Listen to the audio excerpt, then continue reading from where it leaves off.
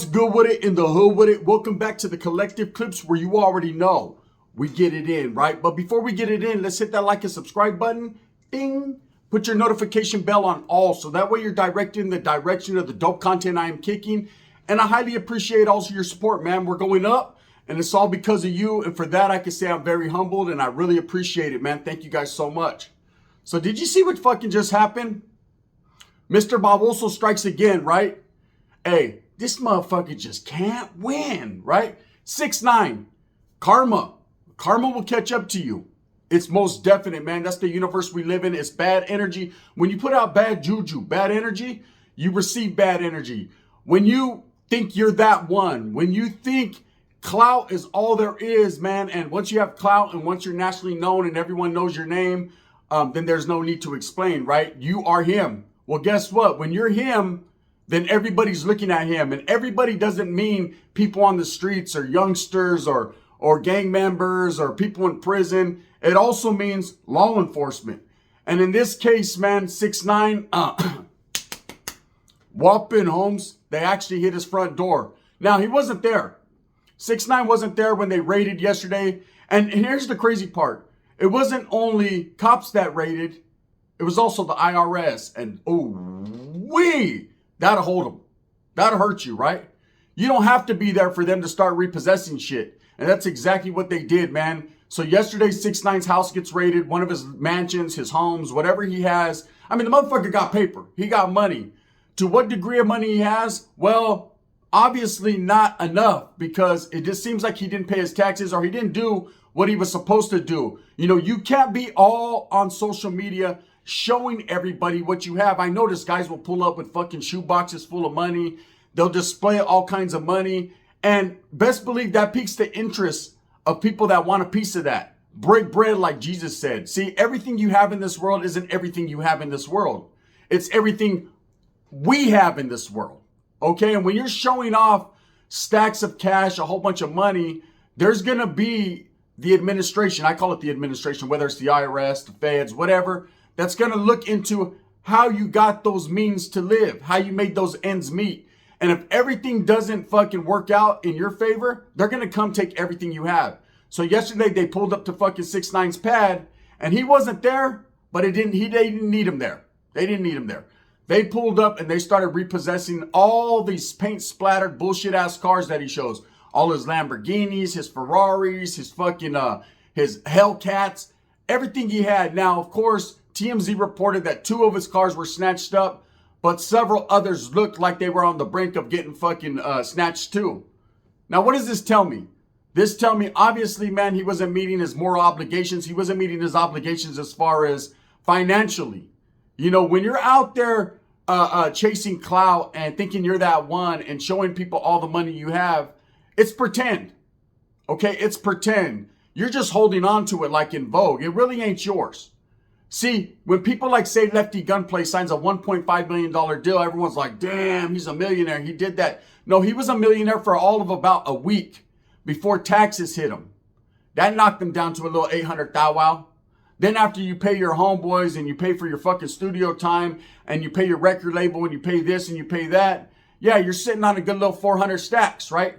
Then if you get a home and maybe a car and then you show off a little 20 thou wow to people, you're down to like 38,000 in the bank. It's that quick. It happens that simple, right?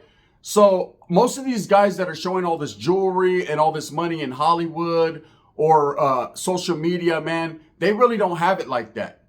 You know, you don't get paid a lot on social media unless you are Mr. Beast or something, right? Then you're all right.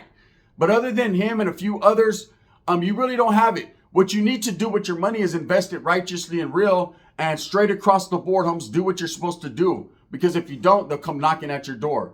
Now, what does this do to fucking TEKASHI? Well, obviously, they fucking repossessed his stuff. So they need their issue. You know, the federal government needs theirs right off the top. Does that mean he's looking at some time? I don't know. Maybe so. Again, he wasn't there when they raided.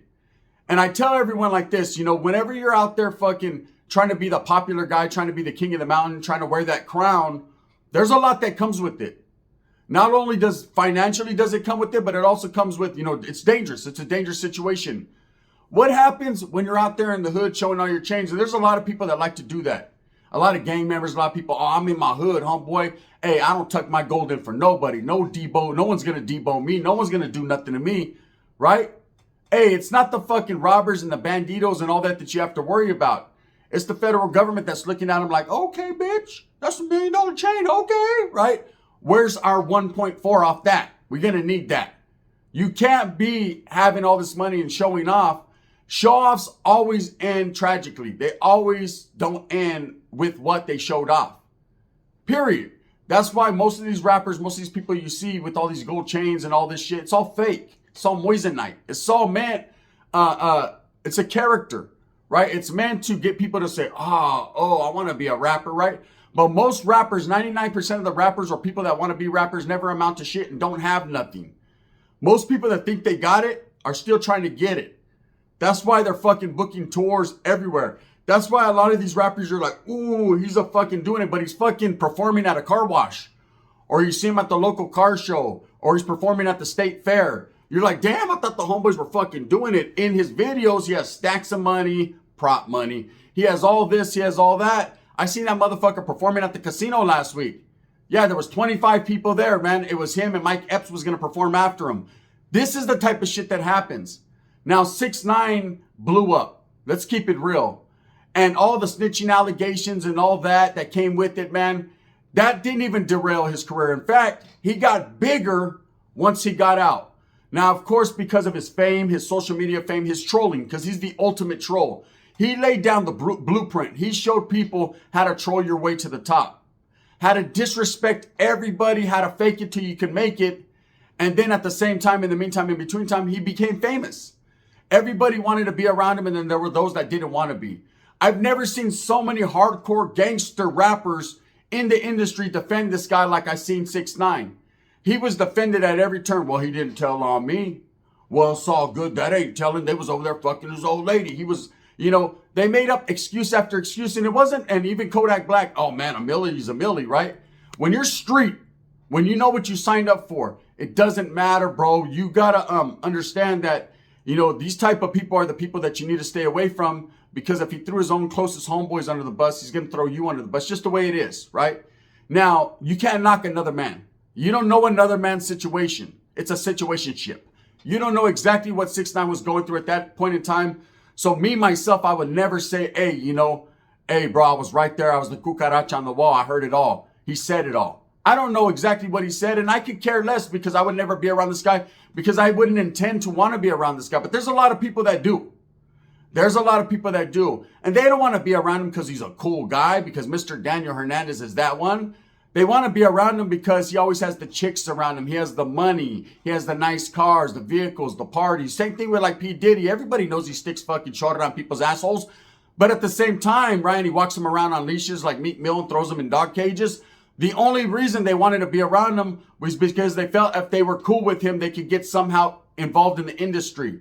His aura would become their aura. That's like people in prison trying to hang around Wes Watson. Even though they know he crams his fucking whole shoulder bone up his ass, he's that guy, right? They'll let him yell at him a little bit. They'll let him fucking belittle him and whatever. People will do some of the most craziest shit or allow the craziest shit to happen to them just for a little bit of fame. Fame is very addicting. Money, fame, clout, these are the things that are most addicting in this world now.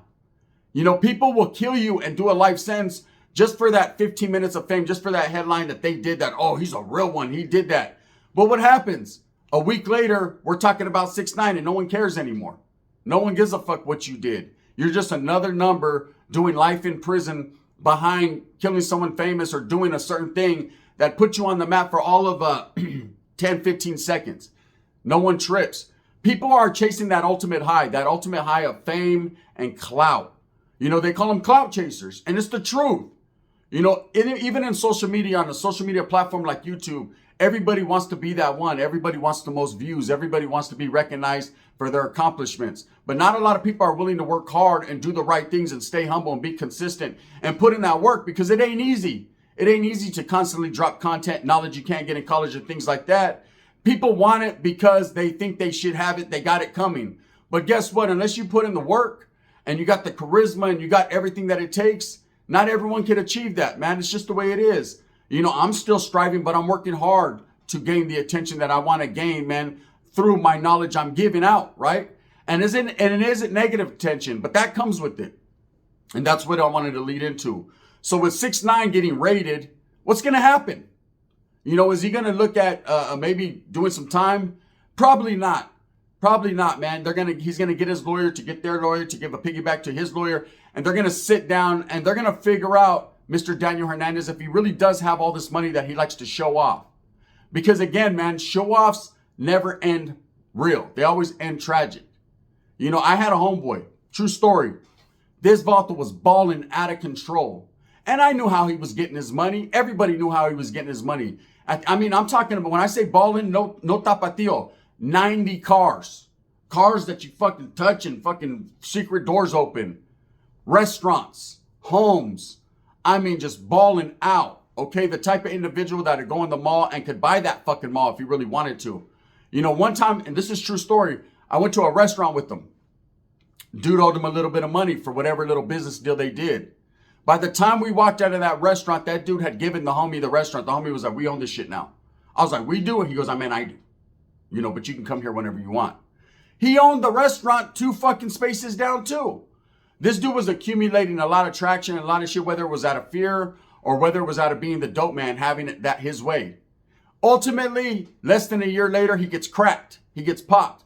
And he lost every single thing. And all those people that were like jockeying him and wanted to hang around him and damn, that's the homie, that's the homie. He couldn't get $10 on his books. Thank God he had me. I'll shoot you 15, right? I'll shoot you 15. But other than that, there was a lot of people that didn't know him no more. Because he wasn't that one. And the next baller popped up and now, oh shit, bro, he's riding on Go ones. Well, what about when the homeboy was lending you cars and all that and you were riding on going, yeah. That was then. This is now. It's all about the here and now. Fuck then. But when you're that one, everybody wants to be around you. See, when you're having it like that, man, and you feel full of yourself and then you're just balling out, you start showing off and doing a little too much, man. And the bad energy you put out comes around full circle. That's the world we live in. It's always like that. If you're out there being a gangster, you're going to meet a bigger gangster. If you're out there woofing high power shit, then people are going to woof high power shit on you. Hey, it's tit for tat in this world. It's the world we live in, right? So 6ix9ine for a long time has been trolling people. You know, jumping out of cars at 4 a.m, taking pictures next to Nipsey Hussle's mural, going to O Block in Chicago, King Von's neighborhood, taking pictures when you can hear birds chirping at 3 a.m, and then telling people, I pulled up on your block. I did that. Now, many times we thought he was going to come up short, and he did. In the Miami gym, he did get stomped out by some Crocs right next to a fucking latrine, right? He did get his head bashed in next to a toilet bowl. But that wasn't enough. He still continued to be him because that's just the type of person he is, right? He's always going to be that. And people even justified that. Oh, Paru, whack 100. Oh, he's a real one. Man, he got beat up. He got jumped. The motherfucker still couldn't get him. This, and that. And ultimately, we know it ain't about Daniel Hernandez. It's about the money and the type of character he is. And people just like to be around that bullshit because it makes them feel like they have something. But here's the fucking bingo was his name-o. Just because that guy got it doesn't mean you got it. He got it. And he also got everything that comes with it. And yesterday, it caught up with them. Yesterday, the IRS came knocking at his door. And guess what? They started taking shit because that's what they do. They don't just pull up to pull out. They're not like me and a torta, right? Pull it in and then I pull out real quick before I fucking have another kid. They don't do that. They show up. They're taking something with them. So they took all these little extravagant, painted pink, fucking bullshit ass cars. And let me tell you what's going to happen to his cars. Some fucking nerd that does computers, right? That ain't never rapped, ain't never chased the clout, just got with his business, just got to the business, educated himself, worked on what he needed to work on, made money the right way, humbled himself, stood consistent in the game, you know, didn't need the limelight, didn't need the clout. It's gonna some rich motherfucker, you know, those are the real rich people. The ones that you don't even know who the fuck they are, right? They could be your neighbor and they're really balling out. He's gonna end up owning fucking 6ix9ine's Lamborghini. He's gonna be cruising by in a pink painted fucking neon green Lamborghini. Damn, is that 6ix9ine? Nah, that's that fucking computer genius that bought his car just to say that he's the one that has it. Meanwhile, 6ix9ine's going to be over there performing at the local county fair right after the fucking petting zoo fucking project. That's how that goes. So people need to think, and this happens in all aspects and areas of what's going on in the industry, whether you're a rapper, actor, comedian, social media content creator, fucking personality, blogger, whatever you are, however you want to say it, right? If you show off and you think you have it, what goes up must come down. That saying's for reals. Get things gradually. Use delayed gratification skills to obtain the things you want in life. Everybody wants it now, okay? Everybody wants to be that one. But the ones that hold on to it and have something to show for it are the ones that get it step by step. Never skip a step. Never fucking overstep your proper channel. Always do things the right way, or you're going to end up like this guy. You know, now he has no Lamborghinis. Now 6ix9ine's money is funny. Now he's going to have to explain where every penny went, because the IRS wants to know exactly why they didn't get a third of that fucking penny. Why their cut is not the way it looks, the way it's supposed to look. Okay, and once it starts crumbling down, it really crumbles down. Who said it? Cat Williams said it. 2024 is getting ugly for a lot of the industry, right? And we're starting to see it every day. A lot of people are getting indicted, getting raided. Who would ever thought P. Diddy would get it raided? I never thought P. Diddy would get raided. R. Kelly's locked up. P. Diddy getting raided. You got motherfuckers, 6ix9ine getting fucking all this shit taken. You see? I hope they enjoyed the fruits of their labor, because now everything's catching up to them. Now everything will be exposed. Now people are shitting their pants. That's just how it goes, right? So anyways, I was talking to the homie yesterday, and we're discussing this because it came up on TMZ. You know, they drop all that shit. And he was like, hey, bro, fucking ain't nothing going to happen. He'll be all right. They'll just take a few of his things. He'll get it right back. I don't think so. I don't think so, man. I think once they have a hard on for you, there is no get backs. Once they take what you have, your credit is shot.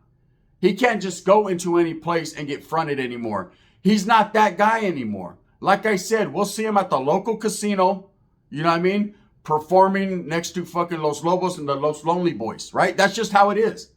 Because at the end of the day, man, when you are thinking bad thoughts or doing bad things and doing bad things to people and not taking into account other people's feelings, and just trying to show off and show that you got it and they don't, you know, and you think you're one of the haves, you're the have not, really. Really, at the end of the day, none of us have anything. You know, that's like so many of us, I'm an ex-gang member, but so many gang members that will fucking die for their barrio.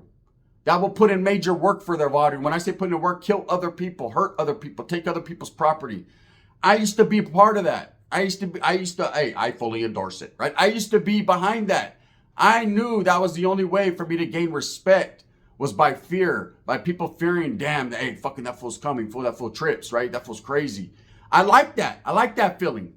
Oh, I understood everything about that feeling. It was cool when people were like, oh shit, and they got quiet. I felt like, yeah, motherfucker, like I was punking somebody. But really, at the end of the day, all these sacrifices that we were making, we didn't own shit. I didn't really have a car. You know, I was always driving my chick's car.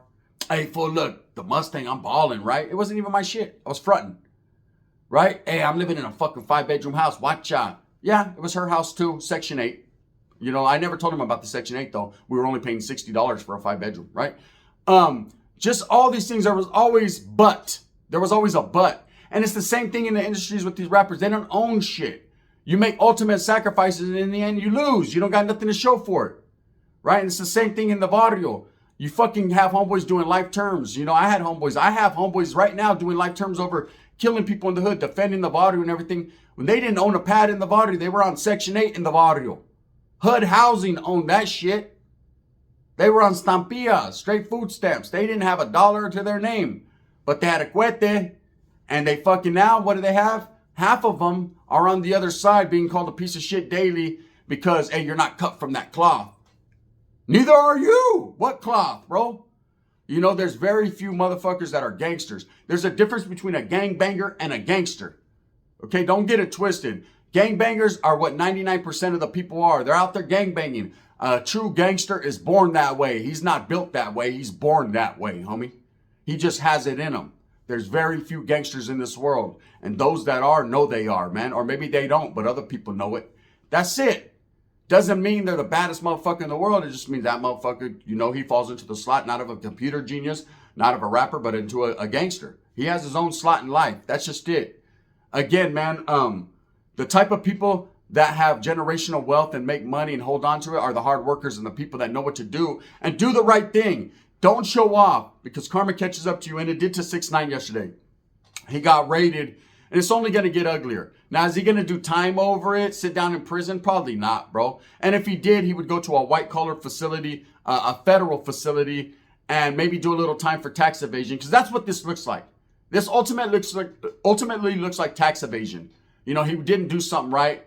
And most of the time, man, when you're balling out and you're too busy and you're fucking boning big old chicks with BBLs, you don't pay attention. You have a financial advisor or an accountant.